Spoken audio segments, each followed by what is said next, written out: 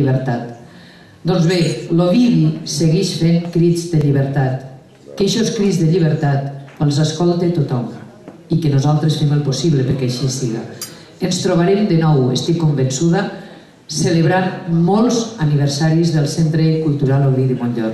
Miquel Pujador posa el punt final. Gràcies.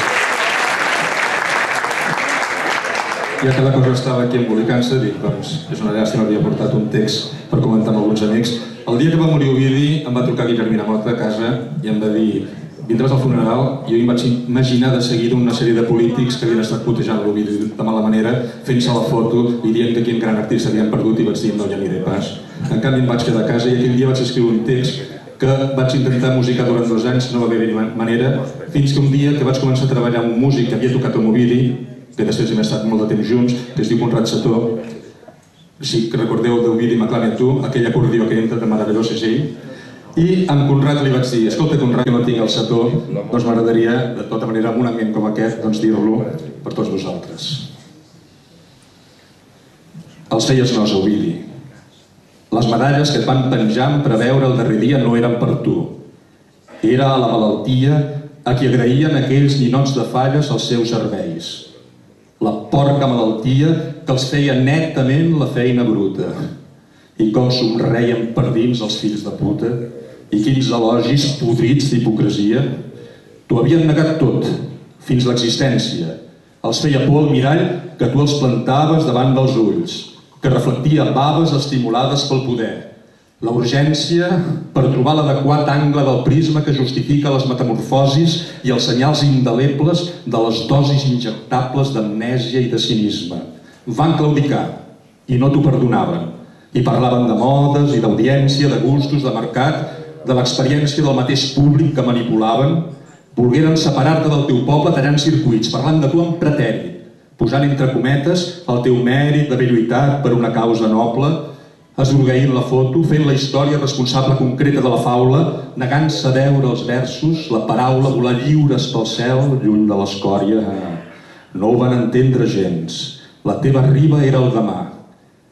Les albes que vas veure no les veuran ells mai, i el nostre deure és escampar la teva cendra viva. A tu, tant se te'n fot. Tu fas vacances, balles un vals amb la Teresa i bades mentre uns àngels sexuats li fan mamades a les tallers, que rimes garrifances. Però nosaltres, a la claveguera, patim l'estúpida brutalitat del nombre, 1000 formes de control, el cop d'escombra, el tuf pudent del ventre de la fera. Del fang estant, lluitem per l'esperança, mirant de garballar pols de bellesa i de prendre les mides de l'estança que vas recórrer amb lúcida tristesa. Parlo en plural, en l'únic acceptable, vestit amb soledats que compartides escalfen cors però no fonen vides, salven el jo del magma i de l'estable. La teva mort m'ha recordat la ràbia que creia haver perdut amb la innocència d'uns anys plens de futur, quan la prudència no ens va deixar sinó mudar de gàbia.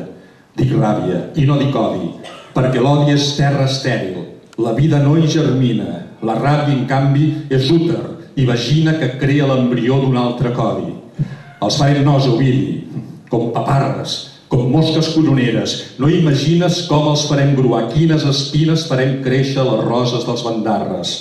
Mentre no ens vulguin el càstig de la parca, tindrem la veu a punt, ben esmolada, alçant-se contra la immensa cabronada. Bon vent i barca nova, si hi ha barca.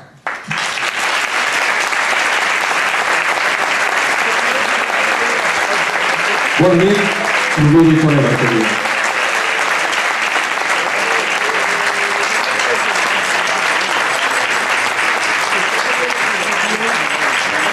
No seguim mirant cap així.